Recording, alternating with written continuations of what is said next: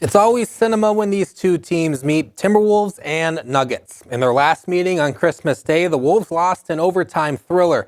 This afternoon, they look to avoid the season sweep to Denver after dropping the last three meetings overall. Nikola Jokic, a 56-point triple-double in that last meeting versus Minnesota, and he was on early. 13 points in the opening quarter as the Nuggets led by 9 after 1, but the Wolves went on a run in the second. They have the Joker, but Minnesota has Jaden McDaniels. 20 points for him in this one. Anthony Edwards led the Wolves with 21, but if you know me, 2 words, Naz Reid. He chips in 11 off the bench as the Wolves get a big win on the road, 117-108. Elsewhere in the NBA, former Bison and Devils Lake native Grant Nelson played his second career NBA game Sunday afternoon.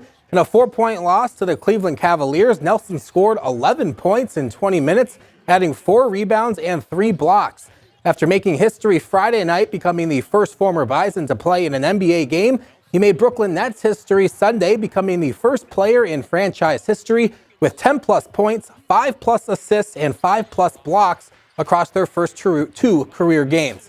Nelson currently on a 10-day contract. In the NHL, it's Game 3 post-Olympics for the Minnesota Wild. A look at the gold medalists on the team. After a win Thursday and loss Friday, Kirill Kaprizov scored the first goal Sunday to put Minnesota ahead 1-0 on St. Louis. We would go to the third period, tied at 1, and that is when the Blues took their first lead. Just inside the dot, Philip Gustafsson is beat, and it is 2-1. St. Louis would add an empty netter to get out of St. Paul with a 3-1 win over Minnesota. To the high school ranks, a look back at Championship Saturday in North Dakota high school hockey. A historic day. Grand Forks Central captured their 31st championship for the boys, and West Fargo United won their first as a co-op.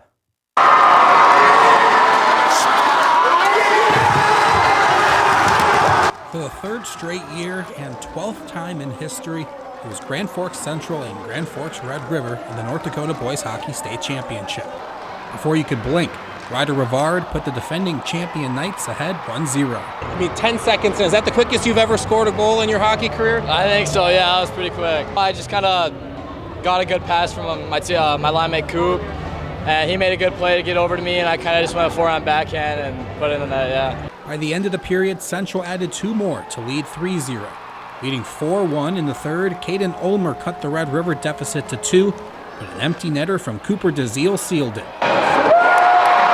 Championship number 31 for Grand Forks Central. I mean, everyone means the same.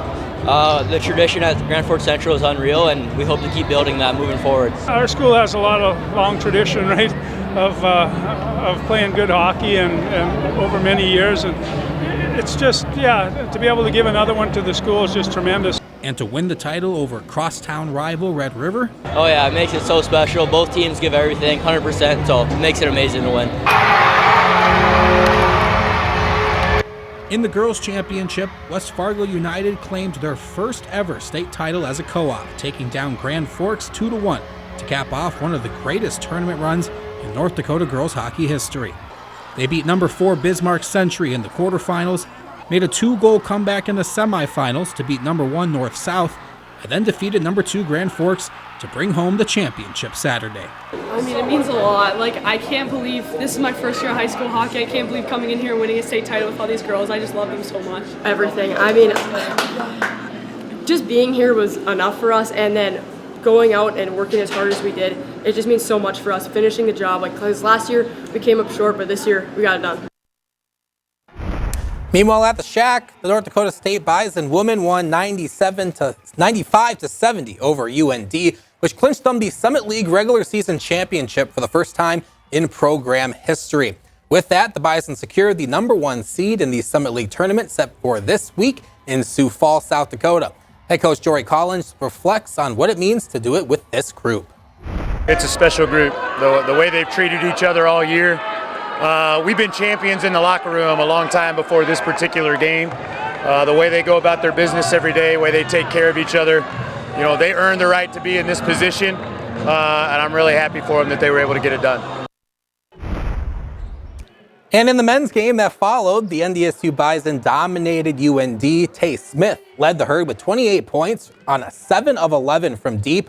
The Herd went on to win by 33 points, which comes after a 22-point loss to St. Thomas on Thursday. We talk about event plus response equals the outcome. Our guys responded terrifically. Last time we got beat against Denver, we responded the next day against Omaha. And so I hate losing. It just absolutely despises me. I haven't slept in 48 hours, all those things. But if that's what shapes all of our mindset the right way heading into the most important time of the year, we'll take it. Just like the women, the Bison men will be the 1 seed in the Summit League tournament later this week. NDSU will open the tournament on Thursday at 6 p.m. versus the winner of Oral Roberts and Kansas City. And Aaron will be at the Summit League tournament this week. I'll be in St. Paul for the boys hockey tournament in Minnesota. Big week ahead in sports for the region at all levels. Good luck to you guys and the teams as well, I guess. Yeah, very busy. Yes.